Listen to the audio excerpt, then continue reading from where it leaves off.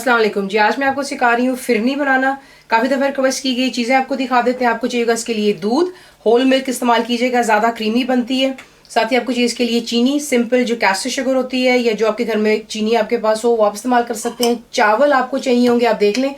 ये एक ट्रिक होता है कि चावलों को आप अच्छी तरह पहले वॉश कर लें, पानी उसका जब साफ़ हो जाए तो उन चावलों को आपने बिल्कुल थोड़े से पानी में जो है भिगो के रखना है फॉर अबाउट 15 से 20 मिनट के लिए। उसमें आप देख रहे हैं चावलों का रंग बिल्कुल जो है बदल जाता है, यानी कि चावल जो सो कर चुके हैं पानी और ये हो गए नरम।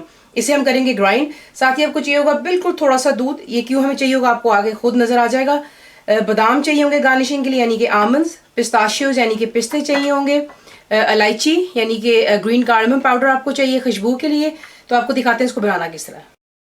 यहाँ पर आप देख लें कि मैंने देशकी में आधा काम कर लिया हुआ है, क्योंकि वीडियो भी लंबी होती जाती है, आपके लिए भी काम बढ़ जाता है। तो ये यहाँ पर करना सिर्फ होता है कि दूध को आपने खुली हांडी में डाल करके बॉईल करना है। जैसे उसमें जोश आता है यानी कि स्टार्ट्स बॉइलिंग, आप चूल्हे को बिल्कुल लो टू मीडियम पे रखकर 20 मिनट तक आप इसको अच्छी तरह पकाते हैं। पकाने की वजह ये होती है कि दूध के अंदर में जो वो मलाई का जो है टेक्सचर बन जाता है, दूध भी गाढ़ा हो जाता है। तो 20 मिनट के लिए आपने इसको अच्छी तरीके से पकाना है। चमचा नीचे हिलाते रहिए, वरना नीचे दूध जलने का डर होता है। हमेशा नॉन स्टिक पैन इस्तेमाल कीजिए। ये काम यहाँ पर अभी भी हो रहा है। मैंने फिलहाल अभी भी इसको लो पर रखा हुआ है। तब तक आपको दिखाते हैं कि अब नेक्स्ट हमने क्या करना है। हमने क्या करना है कि वो चावल जो हमने पानी में भिगो कर रखे थे 20 मिनट के लिए, उसी पानी के अंदर जो हम चावल में जो थोड़ा सा पानी डाला था उसी के साथ अब इसे ग्राइंड कर लेंगे टू थिक पेस्ट। थोड़ा सा कॉस्टली होगा और इसे ग्राइंड कर लेते हैं। देख लें, इसे आपने ग्राइंड कर लेना है। यहाँ पर आपको ये पतला इसलिए लग रहा है क्योंकि जब आप ग्राइंड करेंगे तो ये पतला नहीं होगा, ये काफ़ी गाढ़ा होगा। इसको बिल्कुल थोड़े से पानी में चावलों को भिगो कर रखते हैं। जो मैंने आपको दूध दिखाया था वो मैंने इसमें ऐड किया ताकि मैं इसको थोड़ा सा पतला कर सकूं। वरना जब आप इसको स्ट्रेट अवे उस गाढ़े पेस्ट को गर्म दूध में डालेंगे तो यकीन जाने बहुत मोटे मोटे लम्प्स बन जाते हैं बीच में और आपकी जो फिरनी है वो ख़राब हो जाती है। इसलिए एक ट्रिक होता है, थोड़ा सा दूध मिक्स कर लें और ये देख लें जो दरदरा चावल है वो ये देखें ये नीचे है। तो ये कि अभी बहुत आसानी से हम इसको गर्म दूध में ऐड कर सकेंगे। तो आपको नेक्स्ट दिखाते हैं अब क्या करना है। यहाँ पे आपको दोबारा दिखा रही हूँ कि दूध जो पक रहा था, ये देखें, ये मैं आपको दिखाना चाह रही थी कि इतना आप इसको पकाएंगे लो टू मीडियम पे रखकर 20 से 25 मिनट दे दें, कोई ऐसी बात नहीं। पास खड़े रहकर के चमचा हिलाते रहें। और ये देखिए बीच में जो क्रीम आ रही है ये बहुत ज़बरदस्त को इफेक्ट देती है और मुंह में जायका भी इसका बहुत अच्छा आता है। ये कर लेने के बाद यहाँ पर आप ऐड करेंगे जो आपकी चीनी है यानी कि शुगर, और इसे ऐड करके आपने लो टू मीडियम पे ही चूल्हा रखना है और चीनी को सिर्फ मेल्ट होने देना है। और यहीं पर ऐड कर रही हूँ मैं इलायची पाउडर। तमाम चीज़ों को अच्छे से मिक्स कर लें और शुगर के मेल्ट हो जाने तक का वेट करते हैं। फिर आपको नेक्स्ट दिखाते हैं। यहाँ पर चीनी हो चुकी है मेल्ट। अब आपने क्या करना है कि जो पेस्ट हमने बनाया हुआ है यहाँ पर ये देखिए दोबारा ये नीचे बैठ रहा है।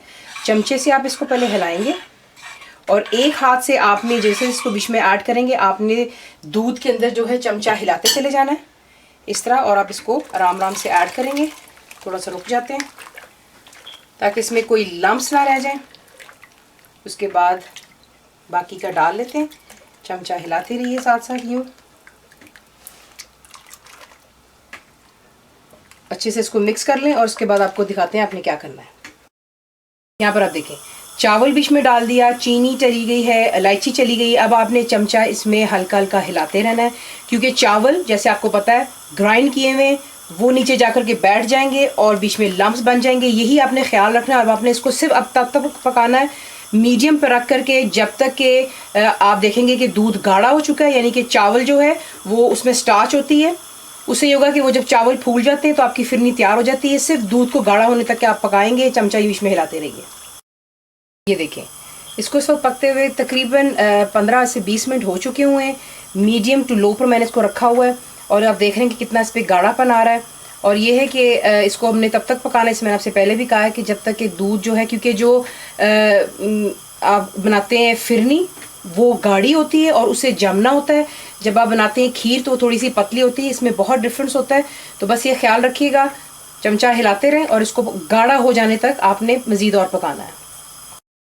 यहाँ पर आप देख लें इतना आपने दूध पकाना है। जितना आप दूध को पकाएंगे उसमें ये होगा कि आपकी फिरनी जब आप इसको फ्रिज में रखेंगे तो ये बिल्कुल जम जाएगी, उसी तरह जिस तरह हमें पाकिस्तान में मिलती है मट्टी के बर्तनों में। तो ये है कि आपको टिप दे देती हूँ, बेशक आपकी मर्जी है, आप चावलों को दरदरा सा रखें, वो आपकी चॉइस है। बिल्कुल उसको क्रीम की तरह बना लें ग्राइंड करते वक्त, वो भी आपकी चॉइस है। थोड़ा सा उसको आप अगर मोटा मोटा रखना चाहते हैं, कोर्सली कर लें। इसमें काफ़ी तरीके होते हैं, लेकिन ये देखें मैं इसको पकाती नहीं हूँ, मैंने इसका हल्का सा इसको मैंने कोर्सली रखा था, तो आप देख सकते हैं कि कितनी खूबसूरत बनी है। परफेक्टली दूध ड्राइड हो चुका हुआ है। अगर आप चाहें तो यहाँ पर आप थोड़े से बादाम डाल सकते हैं, वैसे तो यूजुअली फिरनी के अंदर नहीं होते, लेकिन काफ़ी लोग हैं वो पसंद करते हैं, तो थोड़े से हम डाल रहे हैं, बाकी गार्निशिंग में रख लेंगे। और यहाँ पे हमारी फिरनी तैयार हो जाती है, चूल्हा कर देते हैं बंद और फिर से करेंगे डिश आउट। फिलहाल ये गर्म है, तो गर्म पर मैं आपको ये डाल करके दिखा रही हूँ ताकि इसकी गार्निशिंग भी आपको दिखा देते हैं। और इसे देखिए बिल्कुल ठंडा हो जाने पर आप इसको फ्रिज में रखेंगे और उसके बाद से आप इसको सर्व करेंगे। ये आपकी फिरनी हो गई, ज़रूर बनाइएगा। फुल इंग्रेडिएंट्स के लिए आप मेरी वेबसाइट पे जाएंगे जो कि है cookwithfaiza.net। और प्लीज़ अगर आपको मेरी कोई वीडियोस पसंद आती हैं उन्हें ज़रूर शेयर कीजिएगा, क्योंकि ये बहुत बड़ा सदका जारिया है जो कि मैं अपने बहन भाइयों के लिए कर रही हूँ। बनाएं, बताएं आपको कैसा लगा, दुआओं में याद रखें। Thank you for watching the video.